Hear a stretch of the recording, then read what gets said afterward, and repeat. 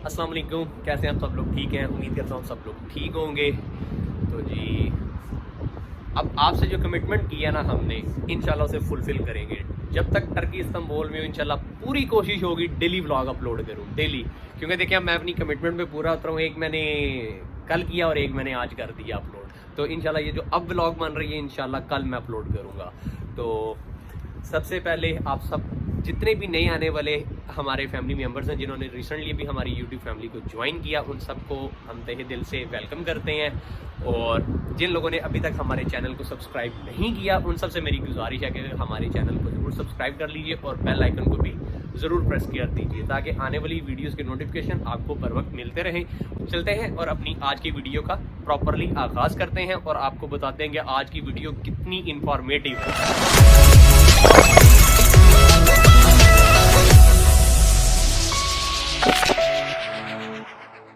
Welcome back. तो मैं आपको बताता चलूँ कि जो आज की हमारी वीडियो है, उसको बनाने का मकसद जो है हमारा तभी पूरा होगा अगर आप लोग ये वीडियो कंप्लीट देखेंगे। मेरी सबसे गुजारिश है, जो भी ये वीडियो देख रहा है वो एंड तक देखे, क्योंकि आज की जो वीडियो है वो बहुत इंपॉर्टेंट है उन लोगों के लिए जो अभी टर्की में मूव होना चाह रहे हैं, जिनका अगर टूरिस्ट वीज़ा लगा भी हुआ है और वो पाकिस्तान से यहाँ पर आना चाहते हैं सिर्फ इसी पर्पस के लिए कि हम वहाँ पर जाएंगे और बेहतर रोज़गार की तलाश में तुर्की में शिफ्ट होना चाहते हैं या बच्चों की पढ़ाई के हवाले से। तो उन सबको जो प्रॉपर एक ग्राउंड रियलिटी है, जो यहाँ पर आज जो चेंजिंग्स हुई हैं, जो अब आगे मज़ीद और भी की जा सकती हैं, उसके मतलब आपको आगाह किया जाए। तो मैं आप सबको सबसे पहले बताता चलूँ कि भी यहाँ पर जो TRC की जो अपडेट है आज की, क्योंकि अब कल नहीं पता क्या होगा। जैसा कि मैंने आपको अपनी प्रीवियस वीडियो में बताया कि उन्होंने हमारे से भी टापू और नमूरा ताश के अलावा उन्होंने बोल दिया कि तुम लोग जाके एग्रीमेंट नोटर से करवा के लाओ। और मेरा जो लैंडलॉर्ड है वो बड़ा, किसी का भी जो है वो बहुत इशू क्रिएट करते हैं। अब हम लोग यहाँ पर 7-7, 8-8 हज़ार रेंट दे के रह रहे हैं, ठीक है। वो कहते हैं कि भाई हम वहाँ पर नहीं जाएंगे, उधर हम जाएंगे। अगर जब नोटर से करवाएंगे तो हर चीज़ रिकॉर्ड के अंदर आ जाएगी और ये हमारे लिए बड़ी प्रॉब्लम क्रिएट हो जाएगी, हमें टैक्स देना पड़ेगा। यहाँ पर भी ये टैक्स वाला रोला है, ठीक है। और उसने, मैं कहता हूँ 1000 लीरे से भी नीचे हमारा रेंट जो है वहाँ पर नोटर के ऑफिस में लिखवा है। आप तो ये सूरत हाल जो है यहाँ पर इस तरीके से ये चल रही है कि उन्होंने जो मेरे से डिमांड किया वो मैंने आपको बताया। तो ठीक है, सबसे पहले वो लोग जिस तरीके से पहले आप लोग सिंपल एग्रीमेंट नोटर करवा लेते थे और टापू और नमूरा ताश साथ लगाते थे और सिंपली जाना गोचदारे में और कागज़ जमा करवाने और विदिन 10 to 15 डेज़ आपकी किमली आ जाती थी। तो अब उन्होंने ये जो है वो एक ये रूल चेंज कर दिया। अब वो कहते हैं कि जो एग्रीमेंट है वो आपको नोटर से ही बनवाना पड़ेगा और आपको अपने पासपोर्ट की ट्रांसलेशन करवानी पड़ेगी। भाई 40 लीरा मैंने पासपोर्ट ट्रांसलेशन का दिया और 40 लीरा ट्रांसलेशन का देने के बाद जो मेरा पासपोर्ट नोटर हुआ, यानी कि फैमिली का, मेरा तो ऑलरेडी किमली का आ गया हुआ है, तो मेरा तो बहुत सस्ते दो वक्त के अंदर आया हुआ। जब हेल्थ इंश्योरेंस भी 200 लीरा की होती थी, तो सर हमने 173 लीरा, राउंड अबाउट 172.85 पैसा बनते हैं, यानी कि 173 लीरा एक पासपोर्ट को नोटर करवाने की फीस दी, जितने भी 18 साल से ज़्यादा के लोग हैं। और उसके अलावा हमें अपने साथ ट्रांसलेटर लेके जाना पड़ा। ट्रांसलेटर जी, वहाँ पर जो तुर्किश जो गवर्नमेंट की तरफ से ऑथराइज ट्रांसलेटर होते हैं, जो आपको बताएंगे तुर्किश टू इंग्लिश ट्रांसलेट करके, वो आपके साथ जाएगा और वो आपसे 200 लीरा चार्ज करता है। 200 लीरा उसने लिया, ठीक है। तो ये अब जो सोच समझ के आइएगा। अब मैं आपको बताता चलूँ, बार बार आप लोगों को मैं यही कहता हूँ कि तुर्की हर एक के लिए नहीं है। अब यहाँ पर जिस तरीके से इनकी इकॉनमी के बुरे हालात होते जा रहे हैं, ये चीज़ें दिन ब दिन सख्त कर रहे हैं। मुझे ये समझ नहीं आती, अगर इनकी इकॉनमी जो है बिल्कुल नीचे जा रही है और ये फॉरेन इन्वेस्टमेंट्स किस तरीके से आएंगे अगर ये फॉरेनर्स को फैसिलिटेट नहीं करेंगे। अब इन्होंने यही जो है वो फर्स्ट टाइम जो एप्लीकेंट हैं, जो फर्स्ट टाइम TRC अप्लाई कर रहे हैं, उनके लिए जो इन्होंने अब नए कानून लागू कर दिए हैं वो बहुत मुश्किल है। बहुत मुश्किल इन्होंने कर दिया है कि भी जी उनसे वो लोग प्रूफ ऑफ इनकम भी मांग सकते हैं। वो जो स्पाउस आए हैं यहाँ पर, वो कहेंगे आप अपना दें, हमें MRC भी दें, और MRC इस तरीके से लेंगे नहीं। वो फिर आपने कॉन्सुलेट में जाना होगा, फिर वहाँ से टेस्टेड करवाएंगे, फिर इधर से तस्दीक होगी, फिर वो आप देंगे, उसकी भी ट्रांसलेशन करवानी पड़ेगी, ठीक है। तो ये सारी चीज़ें बहुत मुश्किल की जा रही हैं और उन लोगों को 6 महीने का फर्स्ट टाइम, जितने भी एप्लीकेंट हैं जो फर्स्ट टाइम आप अप्लाई कर रहे हैं न्यूली, जिनके पास अपना यहाँ पर घर नहीं है, जो रेंटल एग्रीमेंट के ऊपर करेंगे, उनको 6 महीने मैक्सिमम जो है ना 6 मंथ का TRC वो इशू किया जाएगा। ठीक है।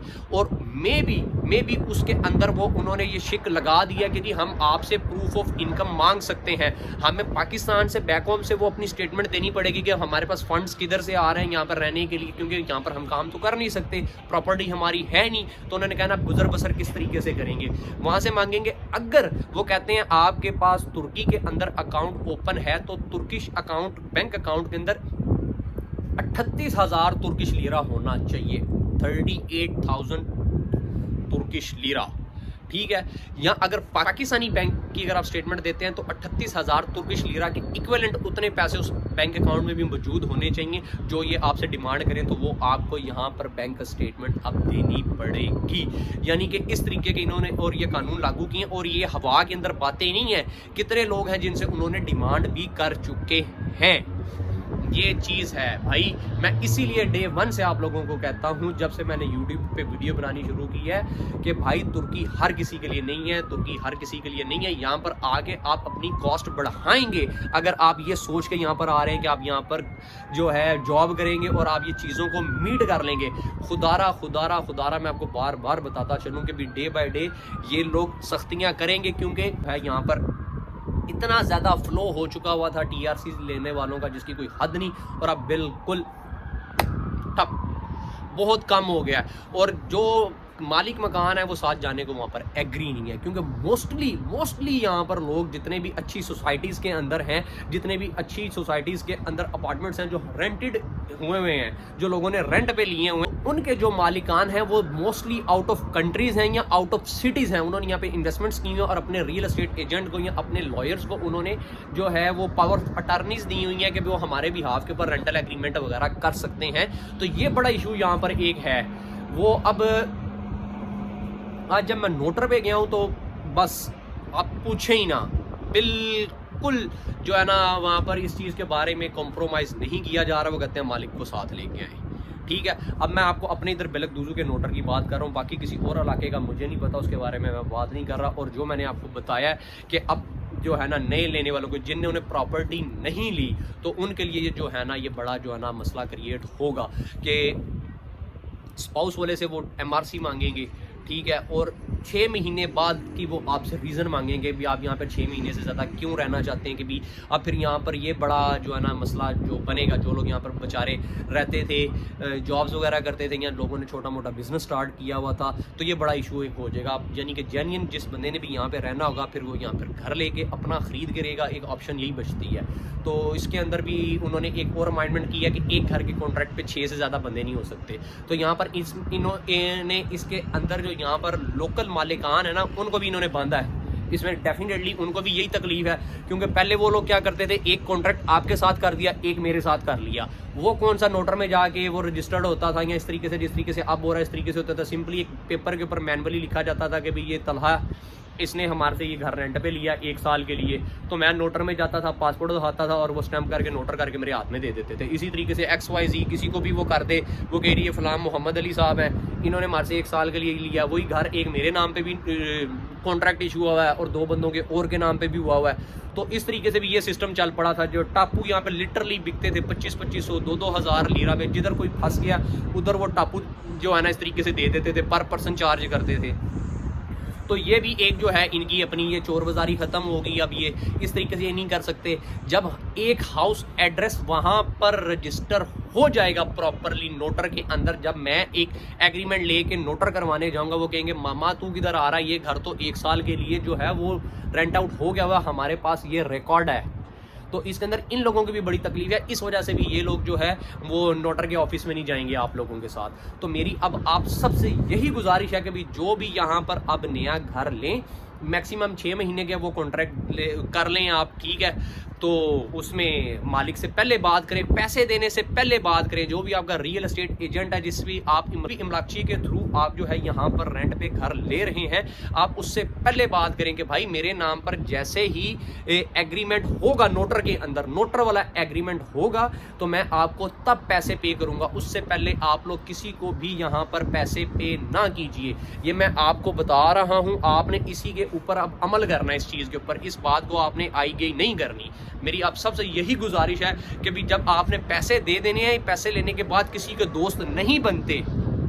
लिटरली मैं आपको बता रहा हूँ, मैं खुद एक दिन से खज्जल हो रहा हूँ। उसे मैं 2 दफ़ा उसके ऑफिस से लेने गया हूँ, वो नहीं आया। वो जब आया तो नोटर का टाइम गुजर चुका था। तो अब बात मंडे पे चली गई। तो यही आप सबसे गुजारिश है कि भी सेफ साइड पे चलिए, पैसे ज़ाया ना करिए, शॉर्टकट नहीं लगाना। जिस तरीके से पहले पैसे देके टापू ले लिया और कर लिया, भैया अब ये चीज़ नहीं चलनी, ये चीज़ नहीं चलनी। चाहे आप 1+1 लें, लेकिन लें लीगली तरीके से लें, ताकि कल को आपको कोई प्रॉब्लम फेस ना करनी पड़े। जैसे कि अगर वो आपसे कोई चीज़ डिमांड करते हैं तो आप वो देने वाले बने।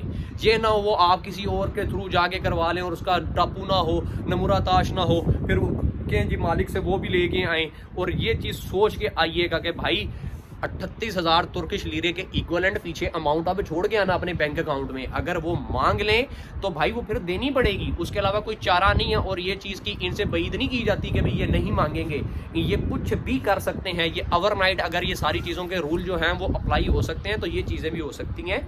और ये जो इन्होंने हाउस कॉन्ट्रैक्ट वाला जो स्कीम इन्होंने अब निकाली है, यानी कि जो इन्होंने हाउस कॉन्ट्रैक्ट वाला जो रूल अब निकाला है, ये नया रूल नहीं है, ये बहुत पुराना है इनका। शुरू से ये मोस्टली दूसरी सिटीज़ जो हैं वहाँ पर ये चल रहा था, और लोग यहाँ पर भी पहले इसी तरीके से करते थे और देते थे। लेकिन इसके ऊपर इतनी पूछगिछ नहीं थी, इतनी सख्ती नहीं थी। लेकिन अब उन्होंने इसको प्रॉपर सख्ती से जो है ना वो इसके ऊपर इम्प्लीमेंट शुरू कर दिया है। तो अब अपनी भी परेशानी, अपने आप को परेशानी में मत डालिए और इस परेशानी से खुद भी बचें। और जिनको अब तक नहीं पता उन तक भी ये आप पैगाम पहुंचाएं।